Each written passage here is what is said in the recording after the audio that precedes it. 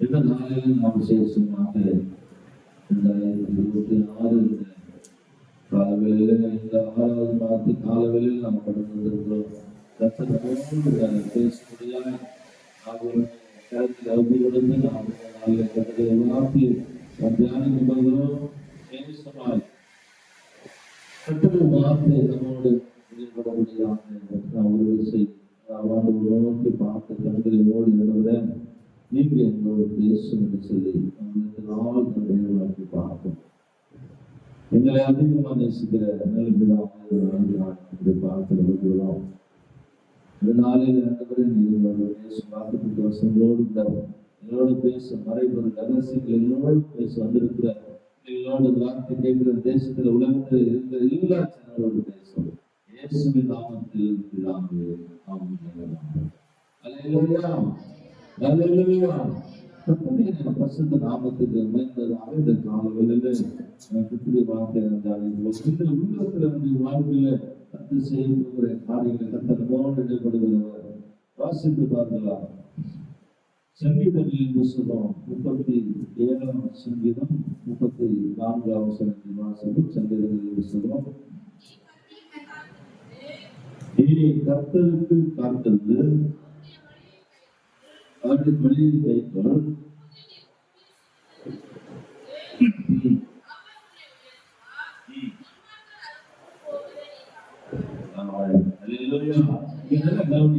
இங்க சொல்லப்படுது. முதலாவது நீ கர்த்தருக்கு என்ன பண்ண,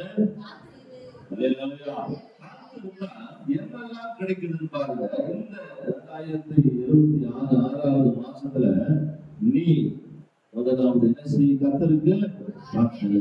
அப்படி கர்த்தருக்கு காத்திருக்கப்படும் போது முதலாவது இங்க வேணும் சொல்லி அடுத்து நாம் முதல் கர்த்தருக்கு காத்திருக்கிறதான ஒரு அனுபவத்தை பார்க்கும்போது 4ஆம் வசனத்தில் சொல்லுகிறது பாருங்க. கர்த்தரிடத்தில் மனமகிழ்ச்சியாயிரு, நீ கர்த்தருக்கு காத்திரு. நீ நிறைய பேர் பாத்தீங்கன்னா நல்லா கவனிங்க, நிறைய பேர் கர்த்தருக்கு காத்திருக்கிறாங்க. ஆனா அவங்க முகத்துல என்னவா இருக்காது, மகிழ்ச்சியே இருக்காது. எங்க சுடுகாட்டு வந்து மாதிரி இருக்கும். நல்லா கவனிங்க. கர்த்தருடைய வார்த்தை ஆராதிக்கும் போது கர்த்தருடைய சமூகத்துல வந்திருக்கிற மனமகிழ்ச்சியோட பிரச்சனை யாருக்கு இல்லை? எல்லாருக்கும் பிரச்சனை இருக்குது. பிச்சை எடுக்கிற முதல் கொண்டு கூலியா பணம் வச்சிருக்கிற முதல் எல்லாருக்கும் பிரச்சனை இருக்குது. ஆனா கர்த்தரை ஆராதிக்கிற பிள்ளைகளுக்கு மாத்திரம் வேணும்னு சொல்லுது. நீ கர்த்தரிடத்துல வந்து காத்திருக்கப்படும் போது எப்படி இருக்கணுமா? மனமகிழ்ச்சியா இருக்கணும். கர்த்தரிடத்தில் மனமகிழ்ச்சியா இருக்கு. இதுதான் முதலாவது 2026 6வது மாசத்துல கர்த்தரை வார்த்தை சொல்வது. உலகத்துல பிரச்சனை இல்லாத ஒரு மனுஷனும் கிடையாது. குழந்தையிலிருந்து பெரியவங்களுக்கு எல்லாருக்கும் பிரச்சனை இருக்குது. ஆனா பிரச்சனையின் மத்தியில வேதம் சொல்லுது, அவர் இருதயத்தின் வேண்டுதலை நிறைவேற்றுவார். அல்லேலூயா. அப்ப நாம் என்ன செய்யணும்? முதலாவது எல்லாவற்றையும் விட்டுவிட வேண்டும். எல்லாவற்றையும் மறந்து கர்த்தருடைய சமூகத்தில் நான் வந்து போது என்ன பண்ணுவோம்? அவர் என்ன பேச வேண்டும் விரும்புகிறாரோ அதற்கு நாம் எப்படி இருக்கணுமா? மனமகிழ்ச்சியோடு இருதயத்துல மகிழ்ச்சி இருக்கணும். மகிழ்ச்சி இருந்தால் வேதம் சொல்கிறது, உன் இருதயத்துடைய என்னது நிறைவேற்றா உன் இருதயம் எப்படி கர்த்தருடைய வார்த்தைக்குள்ள நிறைவாயிருக்கணும். நீ நிறைவா இல்லாம இருந்தேன்னா அந்த ஆசீர்வாதம் நமக்கு வராது. அந்த ஆசீர்வாதம் நமக்கு வராது. உன் இருதயத்தின் வேண்டுதலை கர்த்தர் நிறைவேற்ற வேண்டுமானால் உன் இருதயத்துக்குள்ள வார்த்தை இருக்கும் போதுதான் முகத்துல மனமகிழ்ச்சி காணப்படும். அப்ப மனமகிழ்ச்சி வரணும்னு சொன்னா இருதயத்துல தேவனை துதிக்கிற ஆராதிக்கிற அந்த அன்பு இருக்கணும். அந்த அன்பு இருந்தாதான் உனக்குள்ள தேவ அன்பு இருந்துச்சுன்னா அந்த அன்பு முகத்துல என்ன பண்ணும்? வெளிப்படும். அந்த முகத்துல வெளிப்படுறதான் சொல்லுகிறார். அவரிடத்தில் மனமகிழ்ச்சியாயிரு, அவர் இருதயத்தில் வேண்டுதல் என்ன பண்ணார்? வாய்க்கப்படுவார், வாய்க்கப்படுவார், அருள் செய்வார், எல்லாவற்றையும் செய்ய வல்லவர். முதலாவது வேதம் சொல்கிறது, நீ கர்த்தருக்கு காத்திரு. அப்படி காத்திருக்கப்படும் போது அவரிடத்துல காத்திருக்கணுமா? மனமகிழ்ச்சியா காத்திருக்கணும். பாப்பாங்க, பாப்பாங்க. இவங்க பக்கத்துல சிஸ்டர் கல்யாணம் முடிச்சு எப்ப போனாலும் வந்துட்டீங்களா வரீங்களான்னு கேட்பாங்க. நம்பி வந்தீங்கன்னா ஆசீர்வாதம். மனசு என்ன நம்பியோ, பாஸ்டர் நம்பியோ, கல்யாணம் நம்பியோ யாருன்னா கேட்பாங்க. வராது, அது காசு கிடைக்காது. ஆனா நீ கர்த்தரை நான் ஆராதிக்க போகிறேன், வார்த்தையை நான் தியானிக்க போகிறேன், கர்த்தரை நோடு பேசணும்னு வரேன் அப்படின்னு சொல்லி வந்தீங்கன்னா இன்னொரு பேசுவார், நம்மோடு பேசுவார். அப்ப அவர் பேசுவதற்கு நான் முதலாவது மனமகிழ்ச்சியா இருக்கணும். எதுல? கர்த்தருடைய சமூகத்துல வரும்போது வெளியே விட்டுறணும். எல்லாத்தையும் சபைக்குள்ள வர்றதுக்கு முன்னால எல்லாத்தையும் வெளியே விட்டுறணும். ஆனா கர்த்தருடைய சமூகத்துல வரும்போது அவரை ஆராதிக்க வரும்போது சந்தோஷமா ஆராதிச்சு பாருங்களேன். நீங்க வெளியே போய் சந்தோஷமா போவீங்க. நீங்க வெளியே சந்தோஷமா போகும்போது வெளியே விட்டு போவீங்க பாரு, பிரச்சனை எல்லாம் அது ஒண்ணு தொடராது. ஏன்னா நீங்க இருந்து வெளியே போய் பிரசனத்தோடு போகும்போது அந்த பிரசனம் அவங்க என்ன செய்ய, அந்த அந்த பிரச்சனையை உண்டு பண்ணுற ஆவிகளை கர்த்தர் மாத்திடுவார். அல்லேலூயா. நீங்க உட்கார்ந்து இருக்கும் போதே அவன் யோசிப்பான், வெளியே உட்கார்ந்து பார்த்துட்டே இருப்பான். அடாடா பரவாயில்லையே, நம்ம ஆள் தான் உட்காந்துக்கிறாங்க, உள்ளதான் உட்காந்துக்கிறாங்க, நம்ம ஆள் தான் உட்காந்துக்கிறாங்க. அல்லேலூயா. உள்ளதான் உட்காந்துக்கிறாங்க, நம்ம தான் உட்காந்துக்கிறாங்க. எங்க உட்காந்துக்கிறாங்க? சர்ச்சில் உட்காந்துக்கிறாங்க. அவங்க பத்திலாம் இது யோசிச்சுக்கிறாங்க. அவங்க நடிச்ச, இது நடிச்ச, இதை பண்ணாங்களே, அதை பண்ணாங்களே. ஆனா வார்த்தை கேட்கல, வார்த்தை உள்ள போகல. ஆனா கர்த்தருக்கு மனம் வச்சா உட்கார்ந்து வார்த்தை உள்ள போவோம். நீங்க உள்ள வரும்போது அதையும் கூட சேர்த்து உள்ள உட்காந்துக்கிறீங்க. அதெல்லாம் கவனிங்க. கிறிஸ்துவுக்குள் அன்பான சகோதரனே, சகோதரன், வாழ்க்கையில எல்லா மனுஷனுக்கும், எல்லா மனுஷனுக்கும், எல்லாருடைய குடும்பத்தில், எல்லாருடைய வாழ்க்கையில் பிரச்சனை இல்லாத ஆள் யாருமே கிடையவே கிடையாது. ஆனாலும் கூட உங்களுக்கும் எனக்கும் கர்த்தரை ஆராதிக்கிற இந்த உலகத்துல இருக்கிற பிள்ளைகளுக்கும் ஒரு முக்கியமான காரியம் என்னன்னா, கர்த்தரிடத்தில் மனமகிழ்ச்சியா இருக்கு.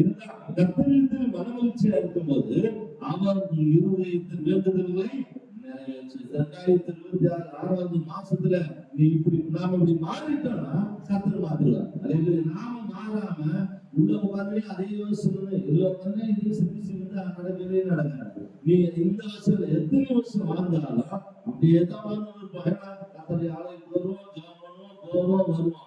ஆனா நான் வரும்போது என்ன வரணும்? ஒரு பொறுமையோடு ஒரு ஆலயத்துக்கு வரும்போது ஒரு தீர்மானத்தோடு வந்தவரை இந்த வார்த்தைகளோடு பேசணும்னா நான் என்ன அர்ப்பணிக்கிறேன். நான் போகும்போது தேவனுடைய வார்த்தை எனக்குள்ளா வந்து என்னை நடத்தட்டும், என்னை ஊக்குவிக்கிட்டு என்னோட வாழ்க்கையை மாற்றட்டும் அப்படின்னு சொல்லி வந்தீங்கன்னா அது மாற்றத்தை கொண்டு வரும். நாங்க வரும்போதே என்ன பண்ண சுவைத்துக்கிறே வரோம்.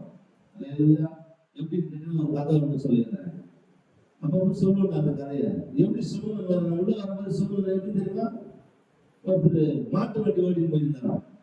மாட்டு வண்டி ஓட்டி நல்ல வெயில் காய்ஞ்சிருக்கான். நல்ல வெயில்ல மாட்டு வண்டி ஓட்டிட்டு போயிருந்தாராம். அப்ப இவருக்கு முன்னால ஒரு அம்மா என்ன பண்ணா, தலைமையில மூட்டை வச்சுக்கிட்டு அந்த அம்மா போய் நேச்சான். போயிட்டே இருக்கும்போது அந்த மனுஷன் யோசிச்சான், பாவம் நம்ம அந்த எல்லாமே போறோம், இந்த அம்மா கொண்டு போய் அவர் அப்படின்னு சொல்லிட்டு, அம்மா எங்கம்மா போறீங்கன்னு கேட்டாராம். ஐயா நான் இந்த இடத்துக்கு போறேன் அப்படின்னு. சரிங்கம்மா நீங்க வண்டியில உட்காந்தீங்க, நான் ஒரு கொண்டு விட்டுறேன் அப்படின்னு சொன்னாங்க. அந்த அம்மா வண்டியில உட்காந்துனாங்க. வண்டி ஓட்டிக்கிட்டே போயிட்டே இருக்கிறாங்க. போயிட்டு திரும்பி பார்த்தாரா. திரும்பி பார்த்தவொடனே அந்த அம்மா வண்டி மேல உட்காந்துக்கிறாங்க. அந்த சுமையை தலைமையில சிவபாதி மேல இருக்கிறாங்க. இல்லம்மா ஏமா வண்டி மேலதான் உட்காந்துக்கிறேன், சுமை எடுத்து தலைமையில வச்சுக்கிறேன், கீழே இடம் இது காலியாகுது, அதை வச்சுட்டு நீ உட்காந்து ஃப்ரீயா உட்காந்து நீ சுமந்து வரேன்னு சொல்லி தான் உங்களை கூப்பிட்டேன். நான் நடந்து வரணும் கூப்பிடல, தலைமையில வெயிட் இருக்குது, அந்த வெயிட்டு கீழே இறங்கி வைப்பேன் அப்படின்றதுனால கூப்பிட்டேன். நானே நீ வண்டி மேல உட்காந்து சுமையை சுமந்து வரையம்மா, முன்னுடைய கீழே வச்சுட்டு உட்காந்து ஃப்ரீயா நல்லா ஃப்ரீயா உட்காந்துவாமா அப்படின்னு சொல்றாங்க. அப்பதான் அந்த அம்மாவுக்கே தெரியுது நம்ம தலைமையில சும்மா வந்து உட்காந்துக்கலாம்னு சொல்லி. அதுக்கு இல்லையா நீங்க அநேக கிறிஸ்துவ அப்படிதான் உள்ள வந்தாலும் சுமந்துங்கிறாங்க, வெளியே போனாலும் சுமந்துங்கிறாங்க. எங்க போனாலும் ஆலயத்துக்கு வரும்போது மனமச்சா வருது கிடையாது. கர்த்தரை ஆராதிக்க, கர்த்தரை என் வாழ்க்கையை மாற்றுவார், குடும்பத்தை மாற்றுறது தேவன் எங்க இருக்கிறார், நம்மளோட கூட இருக்கிறார். ஆனா அது அறியாததுனால அது வண்டியில உட்கார்ந்து அறியாமையினால என்ன பண்றாங்க, சுமந்தே போறாங்க. இன்னைக்கு அநேக கிறிஸ்துவ பார்க்கிறேன், அநேக குடும்பத்துல அநேக மாதங்கள் என்ன நடக்குது தெரியுமா? அது யாரோடு கூட இருக்கிற அறியாம இருக்கிறதுனாலதான் சுமை சுமந்து கொண்டு இருக்கிறாங்க. வேதம் சொல்லுவது உன்னுடைய வாழ தேவைங்க வச்சுட்டு நீ சுமந்த தேவையில்லை, நான் சுமந்துட்டேன். 2026 முன்பதாக உன் பாடுகளை, உன் சுமைகள், உன் பிரச்சனைகள், போராட்டங்களை தலையில என் உடம்புல எல்லாத்தையும் சுமந்துட்டேன்.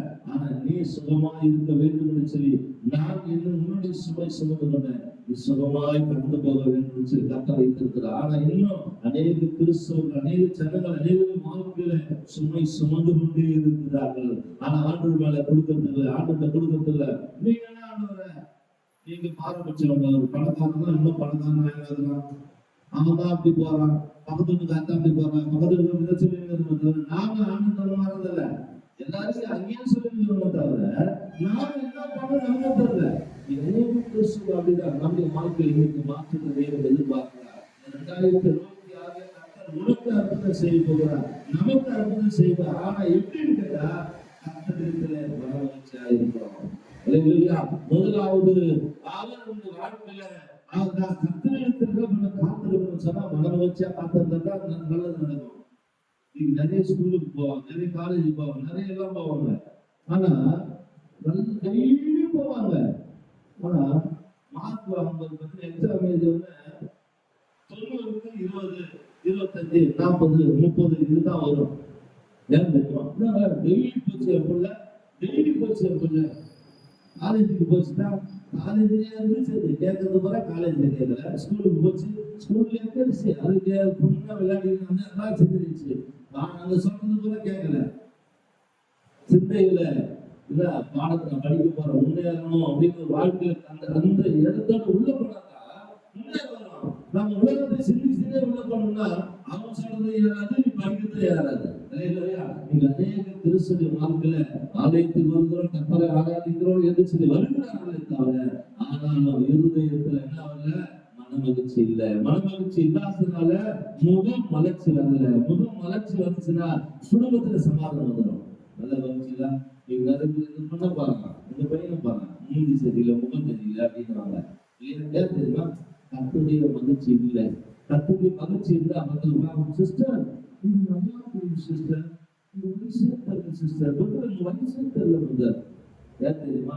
கர்த்தருடைய ஆவியானவர் எல்லாமே மாற்றுகிறவர்.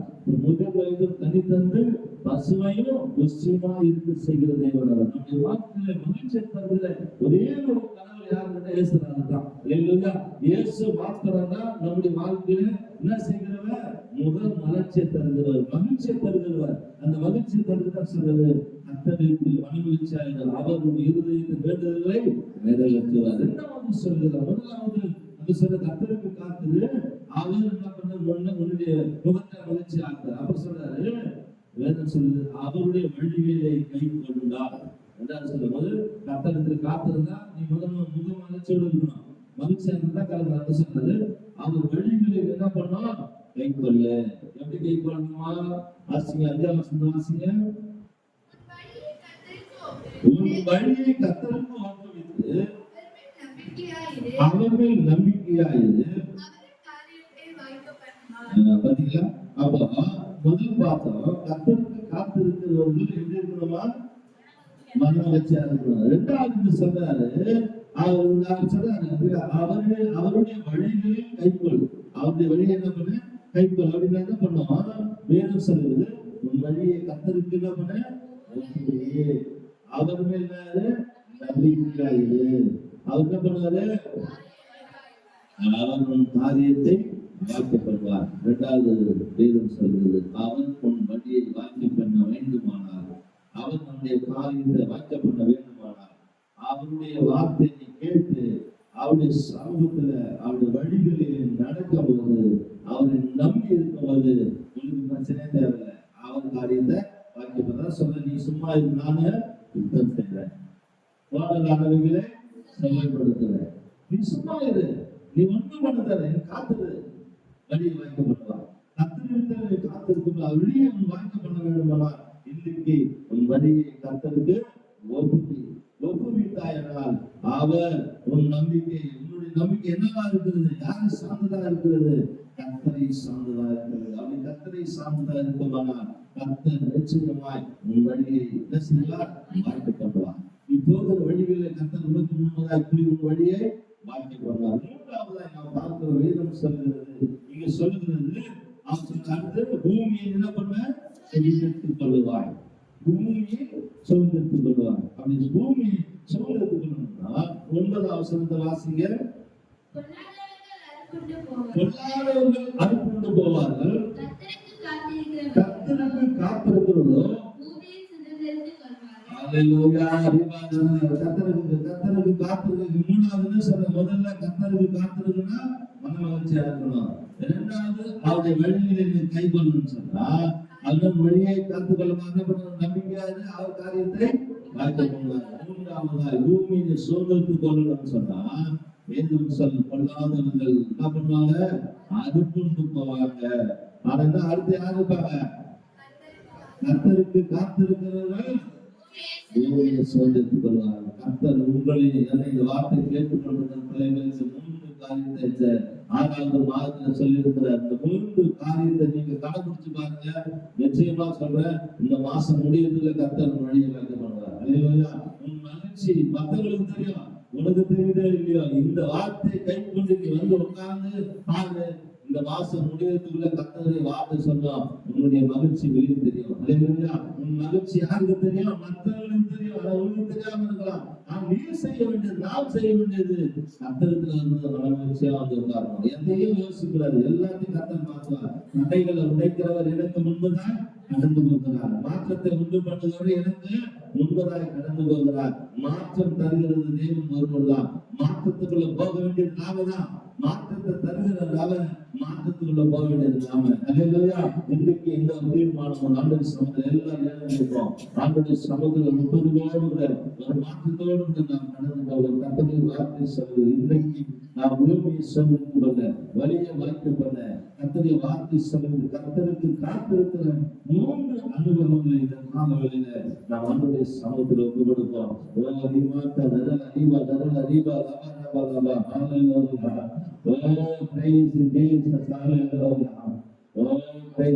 நம்முடைய சமூகத்துல சொல்லுவோம். ஹல்லேலூயா. Oh, praise Jesus. Hallelujah.